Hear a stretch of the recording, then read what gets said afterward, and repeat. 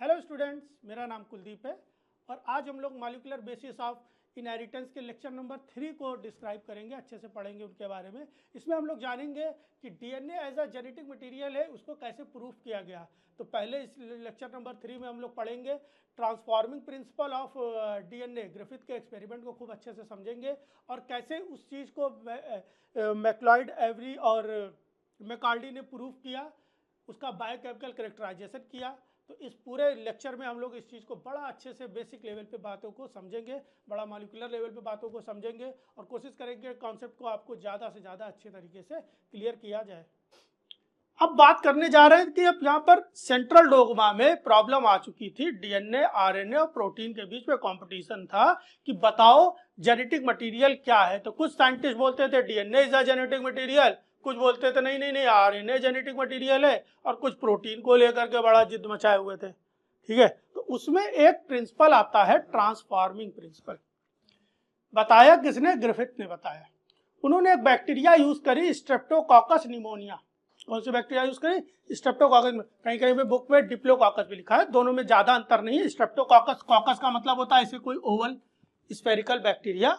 अगर वो केवल दो ही आपस में जुड़ी हैं तो इसको हम लोग डिप्लोकॉकस बोल देंगे, और अगर जुड़ जुड़ करके एक ऐसे फीता जैसी स्ट्रक्चर तो इसको हम लोग स्ट्रेप्टो बोलते हैं। स्ट्रेप्टो का मतलब ही होता है रिबन लाइक स्ट्रक्चर, हमेशा याद रखना।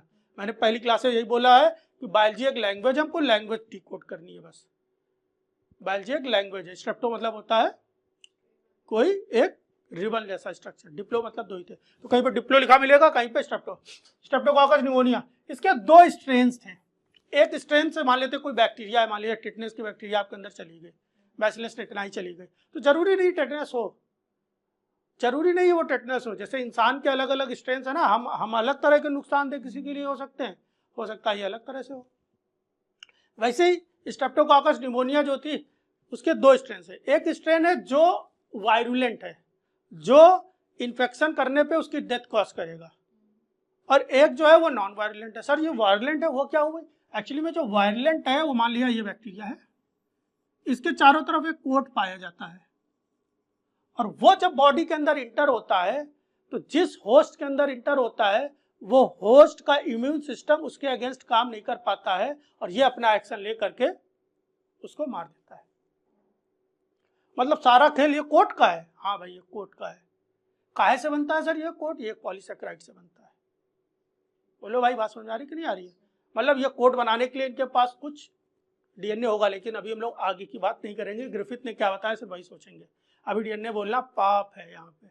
अब बिल्कुल ग्रिफिथ के समय में पहुंच के और उन्हीं की मेंटालिटी में हम लोग पहुंच जाएंगे, तभी बात समझ आएगी। ठीक है, दूसरा एक और स्ट्रेन होता है जो नॉर्मल है, जिसके चारों तरफ कोट नहीं पाएगा। इस कोट ने इस स्ट्रेन को स्मूथनेस दी थी, शाइनी बना दिया था, चमकदार दिख रही थी। और यहाँ पर क्या था? ये कोट शाइनी नहीं था, देखने में रफ लग रहा था। तो एक रफ स्ट्रेन हो गया, एक स्मूथ स्ट्रेन हो गया। रफ स्ट्रेन को आर स्ट्रेन बोला, स्मूथ स्ट्रेन को एस स्ट्रेन बोला। एस मतलब इन्फेक्शियस या वायरुलेंट। अब आगे हम सिर्फ एस बोलेंगे तो आप समझ जाना, इसको अंदर इनगल्फ करने पे, बॉडी के अंदर इंजेक्ट होने पे ये डेथ कॉज करेगा। It is virulent, it leads to infection. But R strain is not infectious, it is non virulent. ठीक है। During the course of his experiment, a living organism bacteria had changed physical form. इस bacteria की जो physical form थी वो change हो गई। जो बैक्टीरिया ऐसी दिखती थी वो बैक्टीरिया ऐसी हो गई। अरे भाई क्या हुआ? ये फिजिकल फॉर्म चेंज हुआ। ग्रिफिथ के एक्सपेरिमेंट में क्या था कि बैक्टीरिया ने अपनी फॉर्म ही चेंज कर दी। ठीक, उन्होंने कंक्लूजन क्या बताया? अब कंक्लूजन जानने से पहले उनका एक्सपेरिमेंट समझ लेते क्या था। उन्होंने क्या किया? रफ स्ट्रेन लिया। रफ स्ट्रेन मतलब नॉन वायरुलेंट, रफ स्ट्रेन मतलब आर स्ट्रेन, रफ स्ट्रेन मतलब आर स्ट्रेन लिया, और उसको इंजेक्ट करा दिया चूहे में। चूहे को कुछ नहीं हुआ, कुछ नहीं, चूहा खुश हैप्पी, जान ही नहीं पाया कुछ आया। फिर उन्होंने स्मूथ स्ट्रेन लिया, और स्मूथ स्ट्रेन लेने पर उसको इंजेक्ट जब कराया तो चूहा गया मर। ठीक है, ध्यान से समझना। फिर उन्होंने इसी स्मूथ स्ट्रेन को, देखो इसके और इसकी फोटो में अंतर है थोड़ा, ये पर्पल कलर बता रहा है हीट किल्ड है, उसको गर्म कर दिया, स्ट्रेन को गर्म कर दिया तो वो मर गई बैक्टीरिया, और फिर उसको सिरिंज में लेके इंजेक्ट कराया, जब मर गई तो वो क्या कर लेगी, कुछ नहीं कर पाई। चूहा रॉक, खुश, हैप्पी, है ना। तीसरा काम इन्होंने क्या किया, रफ स्ट्रेन लिया। पहले सोचो रफ स्ट्रेन क्या करता था, रफ स्ट्रेन में चूहा जीवित था। हीट किल्ड स्ट्रेन जो था स्मूथ लिया, उसमें भी क्या होता था, चूहा लिविंग था, जिंदा था, और दोनों को मिला दिया, और मिला के जब इंजेक्ट कराया, होना क्या चाहिए था, यहाँ पे चूहे को जिंदा रहना चाहिए था, क्योंकि ना ये मार रहा था चूहे को रफ स्ट्रेन, ना ही हीट किल्ड मार रहा था। तो जब दोनों मिल गए आपस में, और मिलने के बाद चूहे को होना चाहिए था जीवित, लेकिन ये हो गया, मृत्यु को प्राप्त कर गए चूहा। अब यही आ गया उनके एक्सपेरिमेंट में ट्विस्ट, ये कैसे हुआ। इसके अलावा जब चूहे की बॉडी से, ब्लड से, लीवर से बैक्टीरिया निकाली गई, तो पता चला कि हमने दिया क्या था, हमने दिया था ये वाली बैक्टीरिया। ये कौन सी थी, हमने दिया क्या था, ये वाली बैक्टीरिया। ये कौन सी है, और हमको मिल क्या रही है वहां पे, ये वाली बैक्टीरिया। अच्छा ध्यान रखना, ऐसा नहीं है कि ये वाली नहीं मिल रही, ये भी मिल रही है, लेकिन ये भी मिलने लगी, ये दिया ही नहीं था मैंने। अब ग्रिफिथ थोड़ा पूछने लगे, भैया ये कैसे हुआ, ये कैसे हुआ। ग्रिफिथ को समझ ही नहीं आ रहा कैसे हुआ।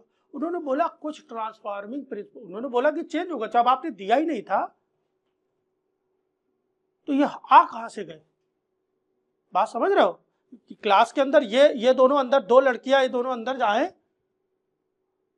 ठीक है, ये लिविंग फॉर्म में हो, वो नॉन लिविंग फॉर्म में हो, और कुछ समय बाद पता चले कि जो नॉन लिविंग फॉर्म थी वो अपने रियल फॉर्म में आ जाए, वो कैसे हुआ, इन्फेक्शियस फॉर्म में आ गई। तो ग्रिफिथ से पूछा गया, भाई बताइए ये क्या हो गया, कैसे हुआ। तो ग्रिफिथ एक्सप्लेन नहीं कर पाया जाता। उन्होंने बोला कि कुछ ट्रांसफॉर्मिंग प्रिंसिपल्स थे, सब्सटेंस था, मटेरियल था, उसने क्या किया है, उसने नॉन वायरुलेंट को वायरुलेंट में चेंज कर दिया। इतना तो क्लियर है कि कोई की डेथ हो गई हो, वो जिंदा तो नहीं हो सकता है, ये तो सबको क्लियर था कि वो, कुछ लोग बोले कि भैया ये जिंदा हो गया होगा, ये थोड़ी नहीं हो सकता है, मृत्यु के बाद कोई जीवित नहीं हो सकता। तो फिर दूसरा रास्ता ये बचा कि ये जो है ये इसमें चेंज हो गए हो, चेंज हो गए हो मतलब ट्रांसफॉर्म हो गए हो, इसी को तो ट्रांसफॉर्मेशन बोल रहे हैं ना, ठीक है। बोला ये कैसे हो गए, बोला कुछ सब्सटेंस गया होगा इनमें से, क्योंकि यही वायरुलेंट है, ये तो वायरुलेंट भी नहीं है, इनमें से कुछ सब्सटेंस इसमें गया होगा, जिससे ये नॉन वायरुलेंट से वायरुलेंट हो गए होंगे। किसमें से, हीट किल्ड वायरुलेंट बैक्टीरिया से कुछ सब्सटेंस, उस सब्सटेंस को उन्होंने बोला था ट्रांसफॉर्मिंग प्रिंसिपल, वही लाइन लिखी हुई है उसमें, एग्जैक्टली वर्ड लिखा हुआ है। उस सब्सटेंस को क्या बोला गया, ट्रांसफॉर्मिंग प्रिंसिपल। वो transforming principle heat killed virulent bacteria से नॉन वायरुलेंट में जा करके नॉन वायरुलेंट को वायरुलेंट में ट्रांसफॉर्म कर दिया होगा। ये बताया, होगा कर रहे हैं, साइंस में होगा नहीं चलता है, प्रूफ चाहिए, प्रूफ ये कर नहीं पाए। पढ़ लेते हैं फिलहाल, इतनी भी बहुत बड़ा काम किया इन्होंने, तो पढ़ तो लेते हैं इनकी पूरी बात। क्या बोला, R strain bacteria had somehow been transformed by the heat killed strain bacteria. बोलो बात समझ में आ रही कि नहीं आ रही है। और क्या पता चला, some transforming principle transfer from the heat killed S strain, heat killed है, वही तो मैंने बोला है, heat killed strain had enable the R strain to synthesize smooth polysaccharide coat become virulent. अच्छा वायरुलेंट इसमें दोनों में क्या है, वायरुलेंट कोट है, कोट की वजह से इन्फेक्शन हो रहा है। तो अगर पूछ लिया जाए उस बैक्टीरिया में वायरुलेंट क्या था, डीएनए था कि कोट था, डीएनए नहीं है, डीएनए तो कोट बनाने में हेल्प कर रहा होगा, कोट ही मेन वायरुलेंट है, ठीक। This must be due to transfer of genetic material. पूछा जेनेटिक मटीरियल कौन, ये नहीं पता है भाई, इनसे पूछा जा रहा है जेनेटिक मटेरियल क्या, डीएनए, आरएनए, प्रोटीन, लिपिड, क्या कहना चाहते हैं आप ग्रिफिथ बिल्कुल खड़े वगैरह, हमको ये नहीं पता भाई, ये हो गया है भाई, है ना। How ever the biochemical nature of genetic material was not defined from this experiment. इस एक्सपेरिमेंट से नहीं बताया जा पाया कि जो जेनेटिक मटेरियल है वो है क्या, पहला एक्सपेरिमेंट उम्मीद है समझ में आ गया, पक्का। ग्रिफिथ ने ट्रांसफॉर्मिंग, जो चेंज करने के लिए, ट्रांसफॉर्म करने के लिए रिस्पॉन्सिबल था, उसको क्या बोला था ग्रिफिथ ने? Transforming principle. क्या बोला था? Transforming principle. ध्यान रखना, ये ग्रिफिथ ने बात बोली थी। अच्छा भाई, अब बात आती है biochemical characterization of transforming principle. इसके लिए क्या किया गया? इसके लिए 3 साइंटिस्ट थे, एवरी, मैक्लॉयड और मैकार्टी। इन लोगों ने ग्रिफिथ के एक्सपेरिमेंट को में जो ट्रांसफॉर्मिंग प्रिंसिपल था उसका बायोकेमिकल नेचर बताने के लिए एक्सपेरिमेंट रन करे। बोलिए, प्राय इससे पहले क्या माना जाता था? माना जाता था कि प्रोटीन ही, इससे पहले क्या माना जाता था? कि प्रोटीन ही ट्रांसफॉर्मेशन करने के लिए रिस्पॉन्सिबल है। ठीक, अब इन सब को खत्म करते हैं, एक छोटी सी कहानी सुनते हैं और आप लोग बताओ क्या होगा। मान लेते हैं कि ए, बी, सी और डी 4 बच्चे हैं, कोचिंग आते हैं। कोचिंग से रोज एक पेन चोरी हो रहा है सर का। सर बहुत सारे पेन ला के रखे हैं, चोरी हो जा रहा है। एक दिन ए नहीं आया था, ठीक है, तब भी चोरी हो गई। इससे क्या पता चला? ए चोरी नहीं कर रहा है। एक दिन बी नहीं था, तब भी चोरी हो गई। एक दिन डी नहीं था, तब भी चोरी हो गई। और एक दिन सी नहीं आया, उस दिन चोरी नहीं हुई। क्या पता चल रहा है? ऑप्शन से पता चल रहा ना कि वही रिस्पॉन्सिबल है। छोटी सी कहानी है बस, बच्चों को पता नहीं क्यों नहीं समझ में आता है मैकार्टी का ट्रांसफॉर्मिंग प्रिंसिपल जो बायोकेमिकल कैरेक्टराइजेशन है। जो एब्सेंट होगा उसके होने पर अगर करेक्टर नहीं हो रहा तो वही रिस्पॉन्सिबल है। ठीक है, बोलो भाई, बात समझ आ रही कि नहीं आ रही? ठीक है, चलिए, बस इजी था। क्या किया इन्होंने? उन्होंने हीट किल्ड स्ट्रेन लिया, क्योंकि वही था। हीट किल्ड एस स्ट्रेन ले लिया, उसके अंदर से प्रोटीन और लिपिड और शुगर को रिमूव कर दिया, हटा दिया। ठीक है, लाइपेज और जो भी एमाइलेज वगैरह जो भी एंजाइम से उसे ट्रीट करके उसको रिमूव कर दिया। अब बचा क्या उसमें? अब कंपटीशन आया प्रोटीन का, आरएनए और डीएनए में, 3 बचे। अब पहला एक्सपेरिमेंट जब किया तो उसमें उन्होंने प्रोटीनेज डाल दिया। प्रोटीनेज एक ऐसा एंजाइम है, अगर वो डाल दो तो प्रोटीन को डाइजेस्ट कर देगा। दैट इज प्रोटीन नहीं है वहां पे, है ना। और उसको इंजेक्ट करा दिया। जब चेक कराया तो चेक किया तो पता चला एस सेल्स आई थी। प्रोटीन के ना होने पर भी जो एस सेल्स थी, उसी में आर सेल भी डाला, और आर सेल डालने पर, और ध्यान देना, आर सेल भी डाला है और हीट किल्ड एस सेल क्या सैप डाला है जिसमें लिपिड और शुगर नहीं है, और प्रोटीनेज डाल दिया जिससे प्रोटीन में नहीं है। तो अभी क्या है केवल उसमें? केवल और केवल डीएनए और आरएनए है। तो प्रोटीन के ना होने पर भी जो आर सेल थी वो एस सेल में चेंज हो गई। मतलब प्रोटीन रिस्पॉन्सिबल नहीं था इस चेंज के लिए, क्योंकि वो है भी नहीं तब भी चेंज हो रही है। वो बोला मम्मी देखो हम है भी नहीं तब भी हो जा रहा, तो मम्मी हम तो नहीं रिस्पॉन्सिबल है। मम्मी बोली अच्छा ठीक है भाई। इस बार क्या किया? इस बार फिर वही सैप लिया। इस बार प्रोटीनेज नहीं दे करके आरएनएज दिया। आरएनएज एक ऐसा एंजाइम है जो आरएनए को डाइजेस्ट कर देता है। तो दैट इज, अब इस सैप में आरएनए नहीं है, इंजेक्ट मिला दिया उसमें, उसी कल्चर ब्रॉथ में। ये ब्रॉथ कल्चर है, इसमें बैक्टीरिया में। कुछ समय बाद देखा कि एस सेल भी आ गई, फिर से आ गई एस सेल। मतलब बाबा आरएनए रिस्पॉन्सिबल नहीं है। बोला कि अरे ये जो आर है उसको एस में किसने चेंज किया? आरएनए कह रहा हमने तो नहीं किया, हम तो थे भी नहीं तब भी हो गया है, इसका मतलब हमने तो नहीं किया। तीसरा हुआ, इस बार डीएनए ऐड कर दिया। इस बार दैट इज डीएनए नहीं है। डीएनए ना होने पर आर सेल्स एस सेल में चेंज नहीं हो पाई। क्या पता चला? कि इनके ना होने पे काम नहीं हो रहा है, इनके ना होने पे चोरी नहीं हुई है। ये होते हैं तो चोरी होती है। दैट यही रिस्पॉन्सिबल है।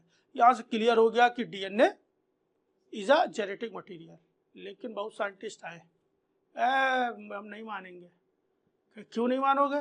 कहा तुमने मिलाया क्या? कहा कि हमने भैया एक बार प्रोटीनेज मिलाया, एक बार आरएनएज मिलाया, एक बार डीएनएज मिलाया।